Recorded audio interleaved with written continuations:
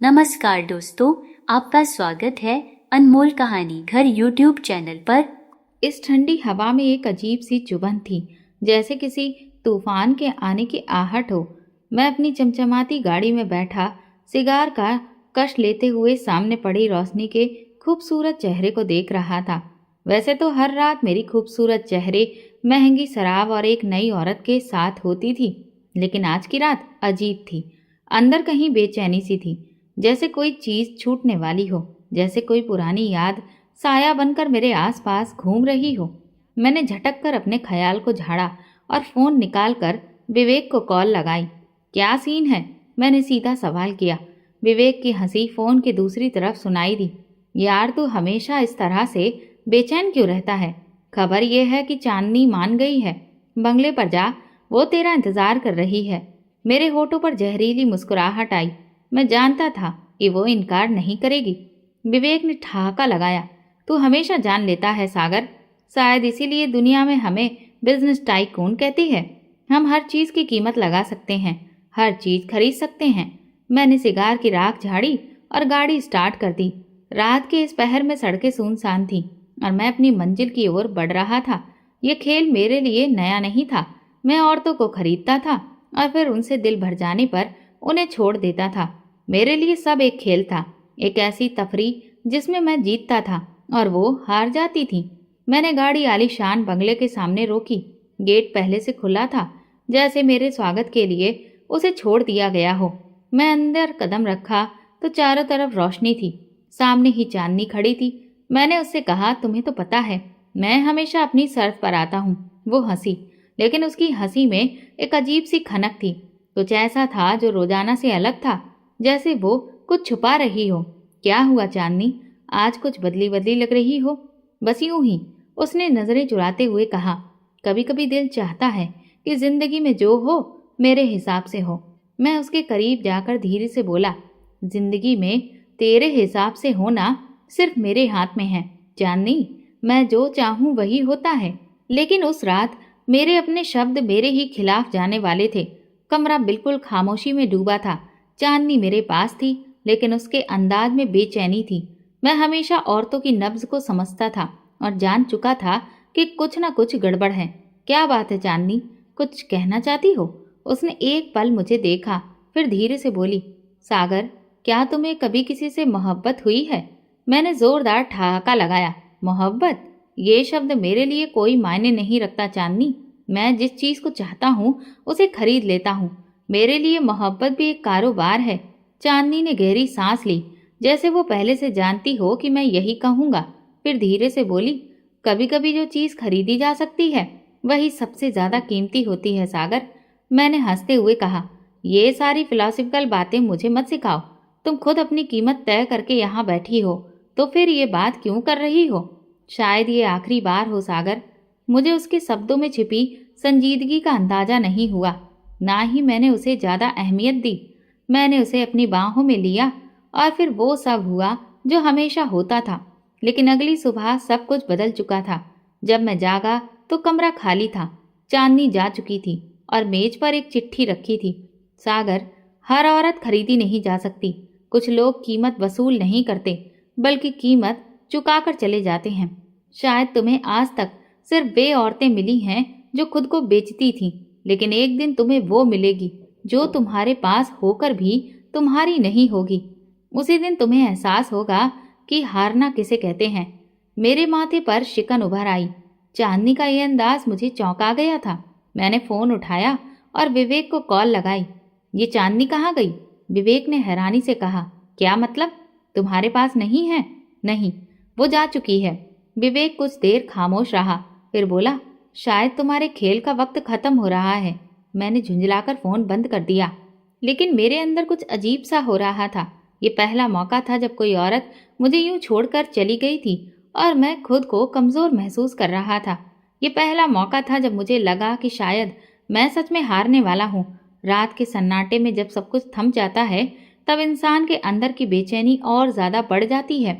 मैं अपने बंगले के ड्राइंग रूम में बैठा सिगार के धुएं को हवा में छोड़ रहा था, लेकिन मेरा मन कहीं और था। चांदनी का जाना मेरे लिए कोई आम बात नहीं होनी चाहिए थी। लेकिन अजीब बात यह थी कि मैं बार बार उसके शब्दों को अपने मन में दोहरा रहा था। हर औरत खरीदी नहीं जा सकती। कुछ लोग कीमत वसूल नहीं करते, बल्कि कीमत चुकाकर चले जाते हैं। मुझे झुंझलाहट हो रही थी। मैंने कभी किसी औरत की परवाह नहीं की थी, ना ही किसी के बारे में इतना सोचा था। फिर आज ऐसा क्यों हो रहा था? तभी फोन बजा। विवेक की कॉल थी।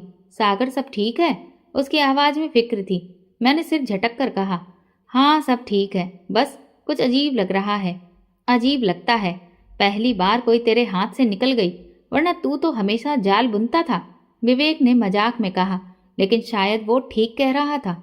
छोड़ो, कोई और काम की बात करो, मैं लहजा बदलते हुए बोला। वो हंसा और बोला, अच्छा तो काम की बात सुनो।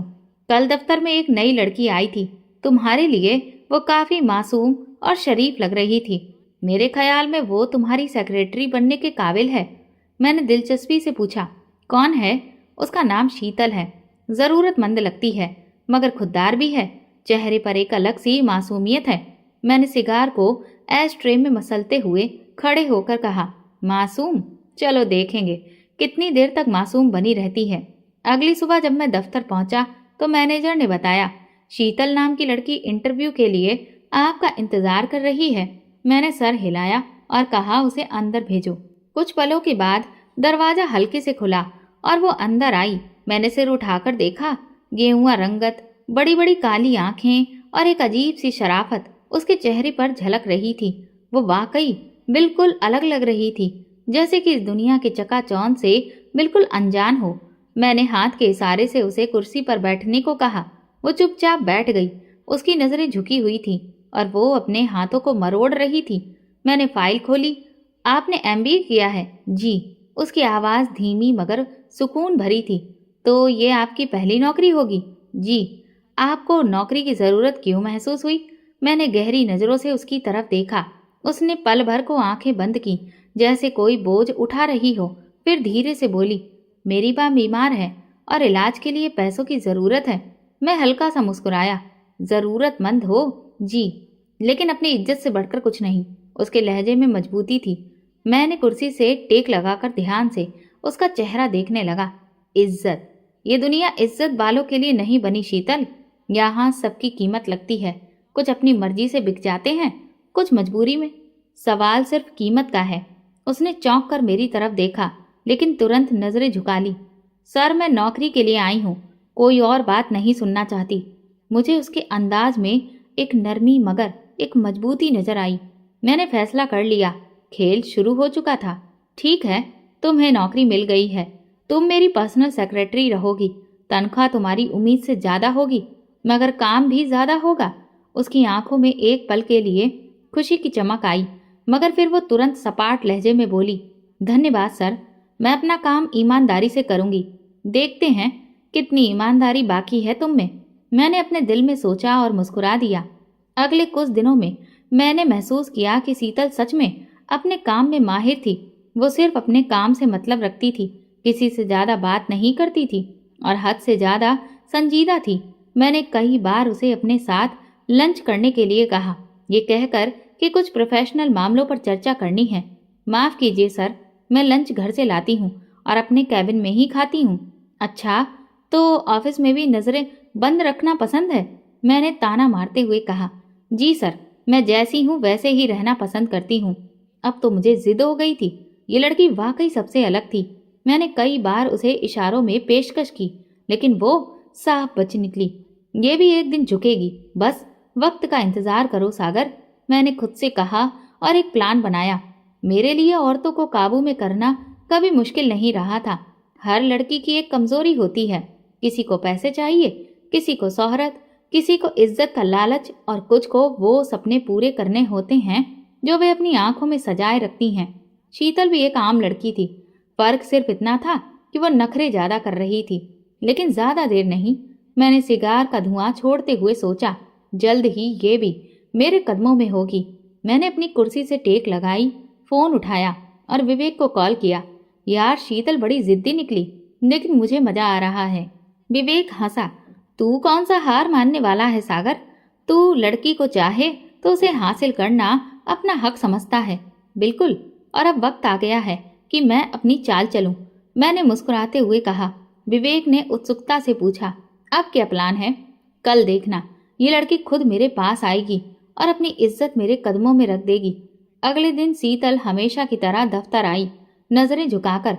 मैंने उसे नजरअंदाज करने का फैसला किया, जैसे उसकी मौजूदगी या गैर मौजूदगी मेरे लिए कोई मायने नहीं रखती। कुछ घंटे गुजरे, फिर अचानक मैंने मैनेजर को बुलाकर सख्त लहजे में कहा, शीतल से कहो कि वो अभी मेरे कैबिन में आए। कुछ पलों के बाद दरवाज़ा खुला। सर, उसने धीमे स्वर में कहा। मैंने बिना उसकी तरफ देखे कुछ फाइलें मेज पर रख दी। ये सब चेक करो और शाम तक फाइनल करके मुझे दो।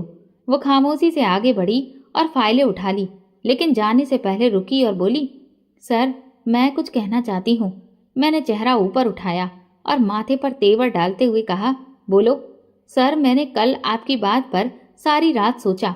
मेरे अंदर खुशी जागी, मगर मैंने उसे जाहिर नहीं होने दिया। अच्छा, वो हल्का सा कांपते हुए बोली, अगर मेरी नौकरी बचाने के लिए मैं आपकी शर्त मान लूं, तो क्या आप ये वादा करेंगे कि इसके बाद मुझसे कोई गलत व्यवहार नहीं करेंगे? मेरे होठों पर मुस्कुराहट आ रही थी, मगर मैंने उसे छुपाकर गहरी सांस ली और संजीदगी से बोला, शीतल, मैं कोई जबरदस्ती करने वाला इंसान नहीं हूँ। अगर आपको बुरा लगा हो तो मुझे माफ करिए। ये सुनकर वो हैरान रह गई। उसकी आंखों में उलझन थी, जैसे वो मेरे जवाब में कुछ और सुनना चाहती थी। मगर आपने कहा था कि मैंने नरमी से कहा। हाँ, मैंने कहा था, लेकिन मैं तुम्हें मजबूर नहीं करूँगा। वो कुछ पल खामोश रही, फिर बोली, थैंक यू सर। वैसे मैं एक आखिरी बार ऑफर दे रहा हूँ। मैं कुर्सी से झुककर बोला, अगर तुम चाहो तो मैं तुम्हारी मदद कर सकता हूँ। तुम्हारी माँ के इलाज का सारा खर्चा उठाने को तैयार हूँ, बिना किसी शर्त के। शीतल ने मेरी तरफ अविश्वास से देखा, जैसे उसे मेरे बदलते हुए अंदाज पर यकीन नहीं आ रहा हो।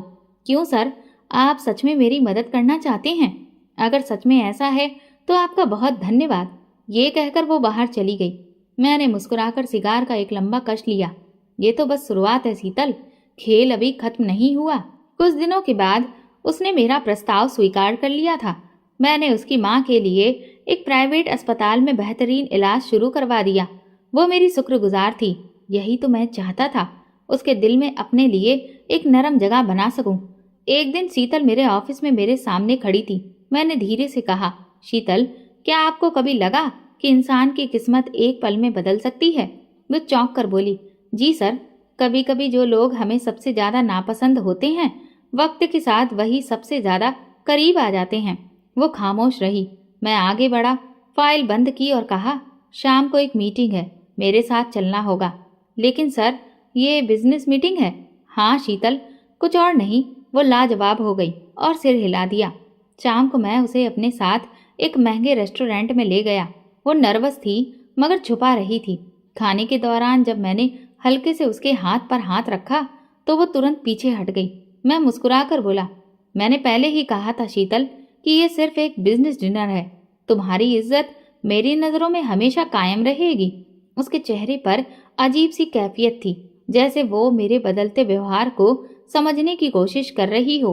लेकिन मुझे पता था कि मैं ये खेल जीतने वाला हूँ। मैं हमेशा अपने शिकार को काबू में करता था और शीतल भी जल्दी ही मेरी होगी। ये सिर्फ वक्त की बात थी। वक्त एक अजीब चीज है, कभी तेजी से गुजरता है और कभी ठहरा हुआ महसूस होता है। मगर जब कोई इंसान जिद पर उतर आए तो वो वक्त को भी झुकाने की कोशिश करता है। मैं भी कर रहा था शीतल को झुकाने की कोशिश। अब मुझे यकीन होने लगा था कि ये लड़की इतनी भी आसान नहीं जितनी मैंने समझा था। वो हमेशा गंभीर रहती थी और हद से ज़्यादा खुददार थी।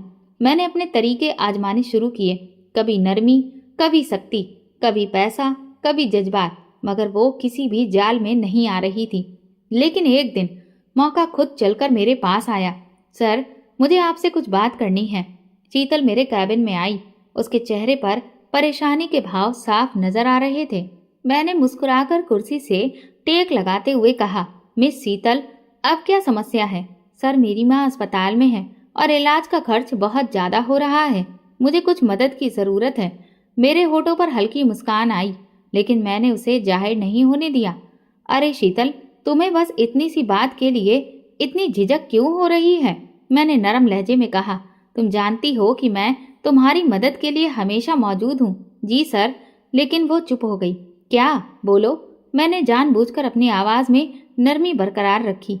मैं चाहती हूँ कि जो भी मदद आप करें उसका हिसाब रखा जाए ताकि मैं सब कुछ लौटा सकूं। मैं हल्के से मुस्कुराया। शीतल, तुम सच में अजीब लड़की हो। इस दुनिया में सब कुछ पैसों से नहीं तोला जाता। कुछ रिश्ते इससे भी ऊपर हो सकते हैं। वो चुप रही। मैं मौके को भांपते हुए आगे बढ़ा। चलो एक काम करते हैं, आज रात मेरे साथ डिनर पर चलो, बस आम सी बातचीत होगी। उसने चौंक कर मेरी तरफ देखा। ये ठीक नहीं होगा सर। मैं हंस पड़ा। शीतल, मैं तुम्हारे साथ जबरदस्ती नहीं कर रहा। ये सिर्फ एक सीधा साधा डिनर है। अगर तुम्हें बुरा लगेगा तो हम तुरंत वापस आ जाएंगे। वो गहरी सोच में पड़ गई। मैं जानता था कि वो मेरे जाल में फंस रही थी। आखिरकार उसने धीरे से कहा, ठीक है सर, लेकिन सिर्फ एक बार। मेरे चेहरे पर जीत की चमक आ गई। ये हुई ना बात। मैंने खास तौर पर एक प्राइवेट रेस्टोरेंट बुक करवाया था जहां सिर्फ अमीर और प्रभावशाली लोग जाते थे। जब मैंने उसके लिए कार का दरवाजा खोला तो वो अभी भी घबराई हुई थी। रेस्टोरेंट में दाखिल होने के बाद मैंने बेहतरीन खाना ऑर्डर किया और उसकी तरफ गौर से देखने लगा। शीतल, तुम हमेशा से इतनी गंभीर हो या जिंदगी ने तुम्हें ऐसा बना दिया है? उसने हैरान होकर मुझे देखा, जैसे इस सवाल के लिए तैयार नहीं थी। मुझे नहीं पता सर, शायद कुछ चीजें वक्त के साथ बदल जाती हैं। जैसे क्या? जैसे भरोसा। मैंने गहरी नजरों से उसकी तरफ देखा। तो क्या तुम्हें मुझ पर भरोसा नहीं है? भरोसा वक्त मांगता है और कुछ लोग वक्त देने के लायक नहीं होते। मैं जोर से हंस पड़ा। क्या बात कही तुमने? लेकिन याद रखना, कभी कभी वक्त भी वही चीज छीन लेता है जो इंसान के पास सबसे ज्यादा होती है। वो चुप हो गई। रात के खाने के बाद जब हम लौट रहे थे तो मैंने कार रोककर उसका दरवाजा खोला। वो अंदर बैठी, लेकिन पहले से ज्यादा बेचैन लग रही थी। शीतल, एक बात कहूँ? जी सर। कभी कभी खुद पर काबू रखना अच्छा होता है, मगर हमेशा नहीं। अगर इंसान खुद को बहुत ज्यादा रोक कर रखे तो वो जीना भूल जाता है। उसने कोई जवाब नहीं दिया। मैंने मुस्कुराते हुए गाड़ी आगे बढ़ा दी, लेकिन मुझे पता था कि मैं धीरे धीरे उसकी दीवारों में दरार डाल रहा था। ये सिर्फ वक्त की बात थी। गुजरते वक्त के साथ मैंने महसूस किया कि शीतल के हाव भाव में बदलाव आ रहा था। वो अब भी गंभीर थी, लेकिन उसकी आंखों में अब वो मजबूती नहीं थी जो पहले हुआ करती थी। मैं जानता था कि ये मेरा पहला कदम था उसे अपनी दुनिया में लाने का, लेकिन एक चीज अभी भी मुझे बेचैन कर रही थी। वो पूरी तरह से मेरे काबू में नहीं आई थी।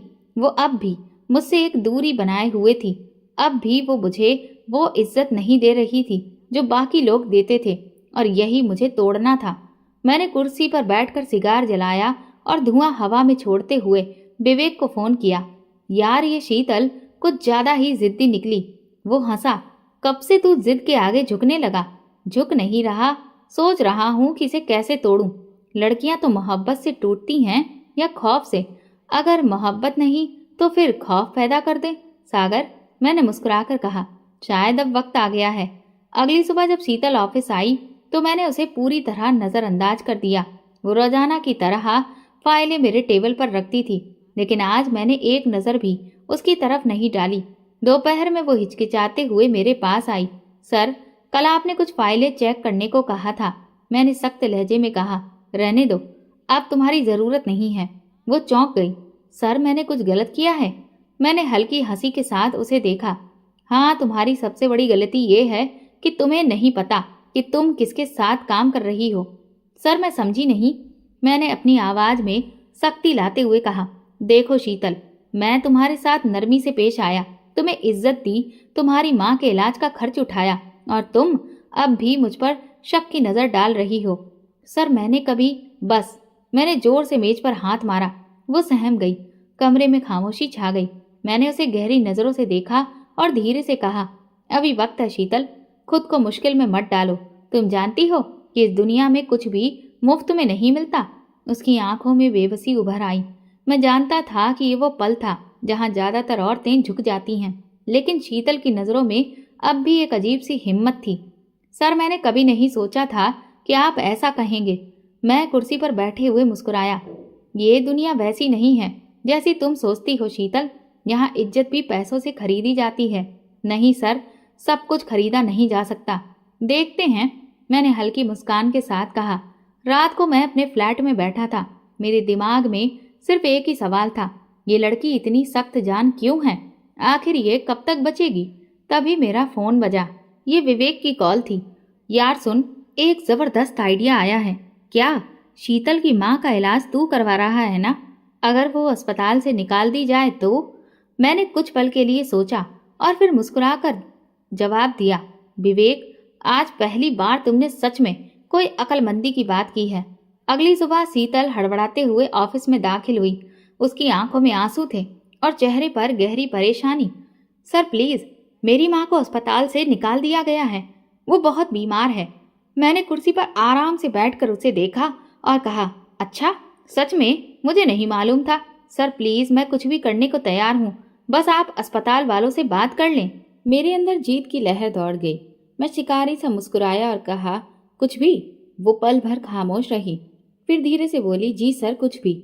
मैंने मुस्कुराकर कहा, तो फिर ठीक है, आज रात मेरे साथ एक डिनर पर चलो, बस एक रात, और तुम्हारी माँ को अस्पताल में बेहतरीन इलाज मिलेगा। वो शॉक्ड रह गई। उसके होंठ कांपने लगे, आंखों में यकीन नहीं था। सर मैं कैसे? फैसला तुम्हारे हाथ में है शीतल। या तो तुम अब ये मौका लो या तुम्हारी माँ सड़क पर होगी। कुछ पलों तक वो कुछ नहीं कह पाई। उसकी आंखों में गहरी तकलीफ झलकने लगी। फिर आखिरकार उसने धीरे से कहा, ठीक है सर, मैं चलूंगी। मेरे अंदर खुशी की लहर दौड़ गई। मैं जीत का मजा लेते हुए मुस्कुराया और कहा, शाबाश शीतल, तुमने अक्लमंदी का फैसला किया है। उस रात मैंने उसे एक 5 स्टार होटल में बुलाया। वो सादा लिबास में आई थी, मगर उसकी आंखों में एक अजीब सी वीरानी थी, जैसे वो अपने वजूद से खुद को काट चुकी हो। मैंने शराब का गिलास घुमाते हुए मुस्कुराकर कहा, रिलैक्स शीतल, कुछ भी हो सकता है जो तुम्हें अच्छा महसूस कराए। नहीं सर, मैं ये सब नहीं करती। अच्छा, तो फिर क्या करती हो? मैंने हंसते हुए पूछा। मैं अपनी माँ के लिए आई हूँ, बस। मैंने ठहाका लगाया। और मैं तुम्हारे लिए आया हूँ शीतल, आज रात सिर्फ मेरे लिए। वो खामोश रही, आंखें नीची कर ली। मैं कुर्सी से झुककर उसकी ठोड़ी को छूने ही वाला था कि उसने झटके से पीछे हटकर आंखें बंद कर ली। सर प्लीज, मैं हंस पड़ा। ये इनकार क्यों शीतल? इनकार क्यों? बोलो, मैं तुम्हारा इस वक्त मालिक नहीं हूँ। सर प्लीज, मैं ये नहीं कर सकती। मैंने तुरंत चेहरा सख्त कर लिया। तो फिर तुम्हारी माँ का क्या? तुमने जो वादा किया था उसका क्या? उसकी आंखों से आंसू बहने लगे। सर प्लीज, मुझ पर रहम करें। मैं गुस्से से बोला, रहम? जब मैंने पहली बार तुम्हें देखा था तब रहम करने का सोचना चाहिए था। तभी मेरे फोन पर एक मैसेज आया। विवेक का मैसेज था। सागर, अभी रुक जाओ। तुम जिस खेल को खेल रहे हो वो तुम्हें ही जाल में फंसा देगा। मैंने हैरानी से फोन की स्क्रीन देखी। एक पल के लिए मेरे अंदर हलचल मच गई। शीतल मेरी तरफ देख रही थी, आंखों में वही बेबसी, वही डर, लेकिन कहीं न कहीं मुझे लग रहा था कि मैं सच में हार रहा हूँ। मेरा हाथ अब भी फोन पर था। स्क्रीन पर विवेक का मैसेज चमक रहा था। मेरे दिल की धड़कन एक पल के लिए रुकी, जैसे किसी ने अंदर कोई खाली जगह खोल दी हो। मैंने गहरी सांस लेते हुए फोन बंद किया और नजर उठाकर शीतल को देखा। वो अब भी वहीं थी, आंखों में आंसू, होंठ कांप रहे थे, मगर वो टूटी नहीं थी, वो बिकी नहीं थी। ये क्या था? मैंने सोचा था कि आज की रात के बाद ये खेल खत्म हो जाएगा, मैं जीत जाऊंगा और शीतल, वो भी बाकी लड़कियों की तरह मेरे अतीत का हिस्सा बन जाएगी। मगर अब कुछ बदल गया था। सर प्लीज, आपको जो चाहिए आप ले सकते हैं, लेकिन मेरी माँ को तकलीफ मत दीजिए। उसकी आवाज़ में हार थी, मगर फिर भी कहीं न कहीं मैं खुद उलझन में फंस चुका था। बैठो। वो चौंकी, फिर झिझकते हुए मेरे सामने वाली कुर्सी पर बैठ गई। मैंने उसकी आंखों में झांकते हुए पूछा, शीतल, तुम्हें क्या लगता है मैं कैसा इंसान हूँ? सवाल इतना अजीब था कि वो तुरंत जवाब नहीं दे पाई। मैंने झुककर दोहराया, बोलो, तुम्हारे ख्याल में मैं कैसा हूँ? उसने गहरी सांस ली, फिर पहली बार मेरी आंखों में आंखें डालकर कहा, आप एक ऐसे इंसान हैं जिसके पास सब कुछ है मगर फिर भी कुछ भी नहीं है। मैं जोर से हंसा, मगर अंदर कुछ चटकने लगा था। फिलॉसफी मत झाड़ो शीतल, मैंने तुमसे सीधा सवाल पूछ रहा हूँ। उसने आंसू पोंछे और मजबूत लहजे में कहा, आप पत्थर दिल हैं, आपको लोगों के जज्बातों की परवाह नहीं। आपके लिए हर चीज एक खेल है, हर इंसान एक खिलौना, और सबसे बढ़कर आप औरत को सिर्फ मनोरंजन की चीज समझते हैं। मैंने उसकी बात को मजाक में उड़ाने की कोशिश में हंसना चाहा, मगर मुस्कुराहट मेरे चेहरे पर आकर रुक गई। और फिर भी तुम आज यहाँ हो क्योंकि मुझे अपनी माँ के लिए आपसे मदद चाहिए। लेकिन अगर आपको लगता है कि मैं अपनी इज्जत बेचकर ये मदद लूंगी तो आप गलत हैं सर। मैं मर जाऊंगी मगर आपके कदमों में गिरकर कुछ नहीं मांगूंगी। ये वही पल था जब मुझे एहसास हुआ कि खेल मेरे हाथ से निकल रहा है। मैंने बहुत सी औरतों को तोड़ा था, उनकी इज्जत रौंदी थी, उनके सपने तबाह किए थे, मगर शीतल, ये लड़की मेरे घमंड को तोड़ने वाली साबित हो रही थी। मैंने लंबी सांस ली, कुर्सी पर सीधा होकर बैठ गया और कहा, ठीक है शीतल, तुम्हें तुम्हारी माँ की फिक्र है ना? मैं अभी अस्पताल में फोन कर देता हूँ, तुम्हारी माँ को बेहतरीन इलाज मिलेगा। आप ऐसा क्यों कर रहे हैं? उसने चौंक कर पूछा। मैंने कंधे उचका दिए। शायद मैं थक गया हूँ, शायद मैं ये देखना चाहता हूँ कि अगर एक बार बिना किसी कीमत के किसी को कुछ दूं तो कैसा महसूस होगा, या शायद आप हार रहे हैं। मैंने चौंक कर उसकी तरफ देखा। क्या? जी सर, पहली बार आपको महसूस हो रहा है कि आप हार गए हैं और इस एहसास से बचने के लिए आप खुद को तसल्ली देने की कोशिश कर रहे हैं कि आपने मुझे वक्त दिया है, मगर सच्चाई ये है कि मैंने आपको हरा दिया है। उसकी आंखों की चमक पहली बार मुझे आईना दिखा रही थी। शायद मैं सच में हार गया था। कुछ दिन बाद मैंने शीतल को दफ्तर से छुट्टी दे दी ताकि वो अपनी माँ के साथ वक्त बिता सके। बिना किसी शर्त के मैं उसके अस्पताल के सारे बिल चुका चुका था। विवेक हैरान था। तूने सच में कुछ भी नहीं किया? मैंने सर हिलाया। नहीं, कुछ भी नहीं। विवेक ने ठहाका लगाया। यार, ये लड़की कुछ अलग निकली। तूने कसम खाई थी कि हर औरत को झुकाकर रहेगा और अब देख, तू खुद झुककर रह गया है। अपनी बकवास बंद करो विवेक, मैं किसी के आगे नहीं झुकता, मैंने सख्त लहजे में कहा, मगर मेरे अंदर कहीं एक सच छुपा था। विवेक, भला क्या सच में ऐसा है? तो फिर रातों को नींद क्यों नहीं आ रही? मैं चौंक कर उसकी तरफ देखा। विवेक, मैं जानता था तू पहली बार किसी के बारे में सोच रहा है, और वो भी ये आम सी लड़की। विवेक ने चिढ़ाते हुए कहा। विवेक, खबरदार, जो एक शब्द और भी कहा। मुझे गुस्सा आ गया, मगर सच ये था कि वो ठीक कह रहा था।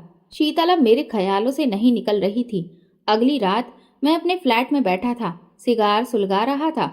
हर चीज वैसी ही थी जैसे हमेशा थी। मैं अकेला था, मेरे पास दुनिया की तमाम सुविधाएं थीं, मगर आज ये सब बेकार लग रहा था। मेरे अंदर कुछ अजीब हो रहा था। क्या मैं सच में हार गया? ये सवाल मेरे दिमाग में बार बार आ रहा था। ये वो खेल नहीं था जिसमें जीतने की मैंने उम्मीद की थी। मैंने हमेशा अपनी शर्तों पर खेला था, मगर ये पहला मौका था जब किसी और ने मेरे नियमों को तोड़ दिया था। शीतल मेरी दुनिया में आई थी, मगर वो मेरी तरह नहीं बनी थी। मैंने उसे तोड़ना चाहा, लेकिन वो मुझे बदल गई थी। ये एक जंग थी और मुझे अंदाजा हो चुका था कि मैं इस जंग में हार चुका हूँ। मैंने अपना सिर हाथों से थाम लिया। मुझे नहीं पता ये सब कैसे हुआ, लेकिन एक बात सच थी, मैं शीतल से प्यार कर चुका था। मोहब्बत मेरे लिए हमेशा एक मजाक रही थी। मैंने इसे सिर्फ कमजोर लोगों की निशानी समझा था, मगर अब मैं खुद इस कमजोरी का शिकार हो चुका था। मैं सागर सिंघानिया, जो औरतों को सिर्फ एक खिलौना समझता था, आज एक औरत के ख्यालों में गिरफ्तार था। मैंने अपने फ्लैट की खिड़की से बाहर देखा, जहां रोशनी ही रोशनी थी। अब तो तू उसी के पीछे पागल हो रहा है, मैंने झुंझलाकर कहा। विवेक, मैं मजाक नहीं कर रहा, मैं गंभीर हूँ। विवेक की हंसी रुक गई। सागर, तूने जिंदगी में कभी किसी औरत से वफादारी नहीं की और अब तू सच में किसी से शादी करने के बारे में सोच रहा है? हाँ, क्योंकि ये लड़की मुझसे अलग है। विवेक कुछ पल खामोश रहा, फिर बोला, अगर वो तुझे इनकार कर दे? मैंने आंखें बंद कर ली। तो मैं उसे अपनी इज्जत बना लूंगा। अगले दिन जब शीतल दफ्तर आई तो मैंने उसे अपने कैबिन में बुलाया। बैठो, मैंने संजीदगी से कहा। वो खामोशी से बैठ गई, मगर उसकी आंखों में हल्की सी उलझन थी। मैं तुमसे शादी करना चाहता हूँ शीतल। उसके चेहरे पर हैरानी और बेयकीनी के भाव थे। सर, ये कैसा मजाक है? देखो, ये मजाक नहीं है, मैं सच में तुमसे शादी करना चाहता हूँ। वो हंसी, मगर उसकी हंसी में तंज था। सर, आपको क्या लगता है मैं कितनी बेवकूफ़ हूँ? आप जैसे आदमी मोहब्बत नहीं करते, सिर्फ खेल खेलते हैं। शीतल, मैं तुम्हारे साथ खेल नहीं खेल रहा। मैंने अपनी पूरी जिंदगी में कभी किसी औरत के बारे में इतना नहीं सोचा, लेकिन तुमने मुझे बदल दिया। सर, लोग नहीं बदलते, आप भी नहीं बदले। ये सिर्फ एक नया खेल है, एक नया तजुर्बा, और मैं किसी खेल का हिस्सा नहीं बन सकती। मुझे गुस्सा आ गया। मैंने मेज पर हाथ मारा। ये मेरा फैसला है शीतल, और मैं जो चाहता हूँ वो हासिल करके रहता हूँ। वो अब भी शांत थी, मगर उसकी आंखों में एक अजीब सी सख्ती आ गई। मोहब्बत में जबरदस्ती नहीं होती सागर सिंघानिया। मैं खामोश हो गया। उसने धीरे से कुर्सी से उठते हुए कहा, मैं आपकी इज्जत करती हूँ, लेकिन मैं आपसे शादी नहीं कर सकती। ये कहकर वो दरवाजा खोलकर चली गई, और मैंने पहली बार अपने अंदर बेबसी महसूस की। मैं जो हमेशा जीतता रहा था, आज एक औरत के सामने हार रहा था, मगर मैं हार मानने वाला नहीं था। शीतल, मैं तुम्हें किसी भी कीमत पर अपना बनाकर रहूंगा। मैंने खुद से वादा किया। शीतल का इनकार मेरे लिए बर्दाश्त के काबिल नहीं था। मैंने अपनी पूरी जिंदगी में कभी किसी चीज के लिए ना नहीं सुनी थी, और अब एक औरत, वो भी वो औरत जिसने मुझे खुद झुकाने की कोशिश की, मुझे इनकार करके चली गई। मेरे अंदर जैसे आग भड़क उठी। ये मोहब्बत थी या जिद, मैं नहीं जानता।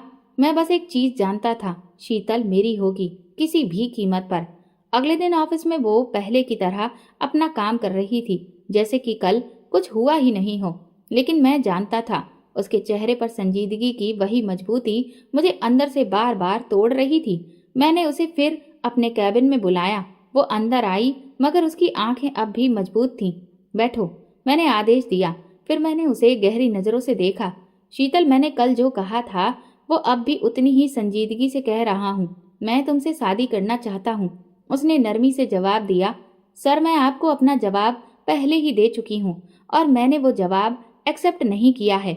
मैं कुर्सी से आगे झुकते हुए बोला, शीतल, मैं वो आदमी नहीं हूँ जो आसानी से हार मान ले। मैंने तुम्हें अपनी जीत बना लिया है। वो कुछ देर चुप रही, फिर बोली, सर, मोहब्बत में जीत हार नहीं होती। ये मेरे लिए मोहब्बत हो या जिद, मुझे फर्क नहीं पड़ता। बस मैं तुम्हें हासिल करना चाहता हूँ। सर, आप हर चीज को सिर्फ अपनी मिल्कियत समझते हैं। उसकी आवाज अब कड़क हो गई। मैं कोई चीज नहीं हूँ, और ना ही मैं आपकी जिद हूँ, उसने गुस्से से कहा। मैंने उसे गुस्से में घूरा। तुम्हें शायद अंदाजा नहीं है कि मैं क्या कर सकता हूँ, उसने मेरी आंखों में आंखें डालकर कहा। यही तो फर्क है सागर साहब। मोहब्बत में करने की बात नहीं होती, मोहब्बत में चाहने की बात होती है। मेरे अंदर कुछ पिघलने लगा था। अगर आप सच में मुझसे प्यार करते हैं तो जबरदस्ती नहीं करेंगे। अगर ये मोहब्बत है तो आप इंतजार करेंगे जब तक मेरा दिल ना मान जाए, और अगर ये मोहब्बत नहीं तो फिर आपको मेरी कोई परवाह नहीं होनी चाहिए। ये कहकर वो चली गई, और मैं कुर्सी पर बैठा अपने अंदर पैदा हो रहे इस नए जज्बे को समझने की कोशिश कर रहा था। ये जिद नहीं थी, ये मोहब्बत थी, और मैं शायद पहली बार सच में किसी से प्यार कर रहा था। रात का सन्नाटा था, और मैं गाड़ी में बैठा सिगरेट पी रहा था। सड़कें सुनसान थीं, मगर मेरे अंदर तूफान उठ रहा था। मैंने खुद को एक जंग में फंसा हुआ महसूस किया। मैंने सब कुछ छोड़ दिया था, वो रंगीन सामे, नाइट क्लब्स, औरतें, सब कुछ। मगर मेरे अंदर जो आग लगी थी वो बुझने का नाम नहीं ले रही थी। लेकिन उस रात सब कुछ बदल गया। मुझे विवेक का फोन आया। उसकी आवाज में एक गैर मामूली संजीदगी थी। सागर, फौरन अस्पताल पहुंचो, शीतल मुश्किल में है। मेरे हाथ से सिगरेट गिर गई। क्या हुआ? मैं घबराकर चिल्लाया, मगर फोन कट चुका था। मेरा दिल जोर जोर से धड़कने लगा। मैंने गाड़ी स्टार्ट की और पूरी रफ्तार से अस्पताल की तरफ दौड़ा। मन में सिर्फ एक ही ख्याल था, अगर शीतल को कुछ हुआ तो मैं खुद को कभी माफ नहीं कर पाऊंगा। जब मैं अस्पताल पहुंचा तो विवेक मुझे गेट पर ही मिल गया। उसके चेहरे पर तनाव साफ झलक रहा था। शीतल कहाँ है? मैंने बेचैनी से पूछा। विवेक ने मेरी आंखों में देखा और धीरे से कहा, सागर, शीतल को मारने की कोशिश की गई थी। मेरी आंखों के आगे अंधेरा छा गया। गुस्से से मैंने उसका गिरेबान पकड़ लिया। किसने किया? कौन था वो? विवेक ने मेरा हाथ झटकते हुए कहा। सागर, होश में आओ। वो लोग शायद तुम्हारे दुश्मन थे। शायद उन्हें लगा कि शीतल तुम्हारे लिए खास अहमियत रखती है, इसलिए उन्होंने उसे निशाना बनाया। मैं पागलों की तरह अस्पताल के अंदर भागा। मैंने बहुत सी लड़कियां देखी थी, बहुत से दिल तोड़े थे, मगर आज मेरा दिल किसी ने मुट्ठी में जकड़ लिया था। मैंने अपनी जिंदगी में कभी किसी के लिए इतनी शिद्दत महसूस नहीं की थी जितनी आज कर रहा था। शीतल इमरजेंसी वार्ड में थी। डॉक्टर उसका चेकअप कर रहे थे। उसका हाथ जख्मी था, चेहरे पर खौफ टूटा हुआ दिख रहा था, मगर वो जिंदा थी और यही मेरे लिए सबसे अहम बात थी। मैं उसके पास गया, लेकिन वो मुझे देखकर पीछे हट गई। सागर प्लीज चले जाओ यहाँ से। ये सुनकर पहली बार जिंदगी में मैंने खुद को बेबस महसूस किया। शीतल तुम ठीक हो? किसने किया ये सब? मेरी आवाज कमजोर थी, जो मेरे लिए एक नई बात थी। शीतल ने आंखों में आंसू लिए मेरी तरफ देखा। पता नहीं, 2 आदमी थे। उन्होंने मुझे रास्ते में घसीटने की कोशिश की थी, मगर मैं बचकर भाग गई। मैंने गुस्से से मुट्ठियां भींच ली। कौन थे वो? मैं उन्हें जमीन से उठाकर आसमान पर लटका दूंगा। मगर शीतल ने नफरत से मेरी तरफ देखा और कहा, सागर तुम्हें क्या फर्क पड़ता है? तुम भी तो हमेशा मुझे अपने काबू में करने की कोशिश करते रहे हो। उनमें और तुम में फर्क क्या है? उसके शब्द मेरे दिल में तीर की तरह लगे। मैंने पहली बार खुद को एक ऐसे मुकाम पर पाया जहां ना मैं लड़ सकता था, ना जीत सकता था। मैंने गहरी सांस ली और धीरे से कहा, शीतल शायद मैं सच में बुरा इंसान था, मगर आज अगर तुम्हें कुछ हो जाता तो मैं खुद को कभी माफ नहीं कर पाता। उसकी आंखों में नमी थी, मगर वो अब भी मजबूती से खड़ी थी। मोहब्बत जबरदस्ती से नहीं जीती जा सकती सागर। अगर तुम सच में मुझे चाहते हो तो साबित करो। मुझे आजाद कर दो, मुझे खुद पर फैसला करने दो। ये कहकर उसने आंखें बंद कर ली और मैं अस्पताल के दरवाजे के पास खड़ा पहली बार सोच रहा था कि शायद मोहब्बत बाकी जीतों से ज्यादा ताकतवर होती है। जिंदगी हमेशा मेरे काबू में रही थी, मगर आज जैसे वो मेरे हाथों से रेत की तरह फिसलने लगी थी। मैं सागर सिंघानिया, जो हमेशा अपनी मर्जी से खेल खेलता था, आज एक ऐसे खेल में था जिसके नियम मुझे समझ में नहीं आ रहे थे। शीतल की बातों ने मेरे अंदर एक ऐसी आग भड़का दी थी जिसे मैं नजरअंदाज नहीं कर सकता था। मैंने अपनी जिंदगी में बेशुमार दुश्मन बनाए थे, मगर किसी की हिम्मत नहीं थी कि मुझ पर वार करे। लेकिन आज जब शीतल निशाना बनी तो मुझे महसूस हुआ कि शायद मेरे हाथ में ताकत होने के बावजूद मैं कमजोर था। विक्रम टंडन, ये नाम सुनते ही मेरा खून खौल उठा। मैंने उसे कई बार बिजनेस के मामले में पीछे धकेला था, मगर मुझे अंदाजा नहीं था कि वो इस हद तक जाकर मुझसे बदला लेने की कोशिश करेगा। मैंने हमेशा सुना था कि दुश्मन को कमजोर समझना सबसे बड़ी गलती होती है, और शायद मैंने यही गलती कर दी थी। अस्पताल के दरवाजे के बाहर मैं खड़ा था। मेरा जबड़ा तन चुका था, गुस्सा उबल रहा था, मगर इसी पल शीतल का चेहरा मेरी आंखों के सामने आ गया। वो टूटी हुई खौफ से आंखें सजाई थी, वो बेबसी में। मैं तुम्हें कभी माफ नहीं करूंगा विक्रम। मैंने अपने फोन से विक्रम को कॉल मिलाई। विवेक, मुझे विक्रम टंडन चाहिए अभी। कुछ देर तक विवेक चुप रहा, फिर बोला, सागर सोच लो, अगर तुम ये कदम उठाते हो तो फिर वापसी मुमकिन नहीं होगी। वापसी? मैंने तंजिया हंसी के साथ कहा। विवेक, मैं कभी वापसी का रास्ता चुनता ही नहीं। मैं बस एक ही नियम पर यकीन रखता हूँ, जो मेरे रास्ते में आएगा मैं उसे उखाड़ फेंक दूंगा। रात के 2 बजे थे और मैं पुरानी बंद फैक्ट्री के बाहर खड़ा था। यहाँ वो तमाम लोग मौजूद थे जो मुझसे दुश्मनी रखते थे, मगर आज मेरी नज़र में सिर्फ विक्रम था। मेरे हाथ में गन थी और दिमाग में बस एक चीज, बदला। मैं और विवेक चुपचाप अंदर दाखिल हुए। फैक्ट्री के अंदर रोशनी धीमी थी, हवा में जंग और तेल की महक बसी हुई थी। मैंने अपने कदम हल्के रखे, मगर मेरे दिल की धड़कन तेज थी। ये काम चुपचाप करना होगा, विवेक ने मेरे कान में धीरे से कहा। मैंने कोई जवाब नहीं दिया। मेरे अंदर कुछ और ही चल रहा था। मैं चाहता था कि आज विक्रम को पता चले कि उसने किससे दुश्मनी मोल ली है। जैसे ही हम अंदर पहुंचे, गार्ड हमारी तरफ आया, मगर मैंने उसकी गर्दन पर गन रख दी। आखिरी बार पूछ रहा हूँ, विक्रम कहाँ है? गार्ड की आंखों में डर था। वो अंदर है, मगर कोई तुम्हें वहां जाने नहीं देगा। ये मैं खुद देख लूंगा। मैंने ट्रिगर दबा दिया। गार्ड जमीन पर गिर गया और हम तेजी से अंदर की तरफ बढ़ गए। फैक्ट्री के बीच में एक पुरानी मशीन के पास विक्रम कुर्सी पर बैठा था। वो बस सिगरेट पी रहा था, जैसे उसे पहले से पता हो कि मैं आ रहा हूँ। उसकी नजरें जैसे मेरा इंतजार कर रही थीं। सागर सिंघानिया, उसने तंजिया मुस्कान के साथ कहा, आखिर तू भी यहाँ पहुंच ही गया। मैंने अपनी गन सीधी उसकी तरफ तान दी। तूने जो किया है उसकी कीमत चुकानी होगी विक्रम। विक्रम ने ठहाका लगाया, जैसे कि मैंने कोई बेवकूफ़ी की बात कर दी हो। सागर, मैं कोई आम आदमी नहीं हूँ कि तेरी एक धमकी पर झुक जाऊं। और रही बात शीतल की, तो तू क्यों इतना तड़प रहा है? तू तो औरतों को खिलौना समझता था ना। ये शब्द मेरे लिए जहर से ज्यादा कड़वे थे। चुप कर, मैंने गुस्से से गरज कर कहा। शीतल का नाम अपनी गंदी जुबान पर मत ला, वरना क्या मार देगा? विक्रम फिर हंसा, मगर इस बार उसकी आंखों में अजीब सी चमक थी। सागर, तू सच से भाग नहीं सकता। तू जो भी कह ले, सच्चाई ये है कि तू मोहब्बत में गिरफ्तार हो चुका है। मेरी उंगली ट्रिगर पर थी, मगर मेरा दिमाग ठंडा हो गया था। विक्रम ने जैसे मेरी सोच पढ़ ली थी। देख, मैं तुझे मारने आया था, मगर तुझ पर तरस आ गया। तू एक ताकतवर आदमी था, मगर आज एक लड़की के लिए तेरी आंखों में गुस्सा नहीं, बेबसी नजर आ रही है।